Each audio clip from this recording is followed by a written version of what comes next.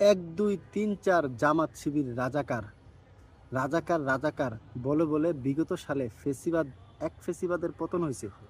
এখন আবার নতুন করে আসছে যে গুপ্ত শব্দ, যে গুপ্ত যাদের অবস্থান তাদের বাড়ি পাকিস্তান। আসলে মানুষের সবচেয়ে বড় ধ্বংস হচ্ছে ইতিহাস থেকে কেউ শিক্ষা নেয় না। এই মাত্র কয়েকদিনের ইতিহাস, মাত্র 2 বছর হইলো, জুলাই হইলো, তারপর আর একটা নতুন দল এই যে গুপ্ত গুপ্ত বলতে বলতে তাদের রাজনীতিকে একটা রাজনীতির দশ নামানোর চেষ্টা করতেছে। এই বাংলাদেশের মানুষ এখন বুঝে গেছে কারা মুক্তিযুদ্ধ বেশে বেঁচে রাজনীতি করতে চায়, আর কারা মুক্তিযুদ্ধের পক্ষে শক্তি, কারা মুক্তিযুদ্ধের বিপক্ষে শক্তি।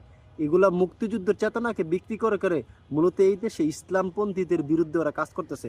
ওরা চায় না এই দেশে কোনো ইসলামপন্থী দল, এই দেশে কোনো আলেমুলামা ভিত্তিক দল, এদেশে কোনো মুসলমান দল এককভাবে ক্ষমতায় আসুক। যারা মোটামুটি শরীয়তের আইন বাস্তবায়ন করতে চায় তারা মূলত প্রকৃত ইসলাম বিদ্বেষী। যারা মুক্তিযোদ্ধা মুক্তিযোদ্ধা বলে তারা মুক্তিযোদ্ধা না। আপনি প্রকৃত মুক্তিযোদ্ধা, যারা মুক্তিযোদ্ধা সবচেয়ে বেশি রাজাকারা ছিল কাদের? সবচেয়ে বেশি রাজাকার ছিল আওয়ামী লীগ, বিএনপি। সবচেয়ে কম রাজাকারের সংখ্যা ছিল জামাতের। অথচ জামাতের বিপক্ষে তারা মুক্তিযুদ্ধের ট্যাগ দিয়ে দিয়ে তারা চায় যে মুক্তিযোদ্ধাকে ট্যাগ হিসাবে দাঁড় করাইয়া জামাতকে রাজনৈতিক অবস্থান থেকে দূরে রাখা, এই দেশের মুসলমানগুলোকে এককভাবে রাজনৈতিক অবস্থানগুলো থেকে দূরে রাখা। তারা মূলত চায় না এই দেশে মুসলিম সংখ্যাগরিষ্ঠ দল ক্ষমতা আসুক।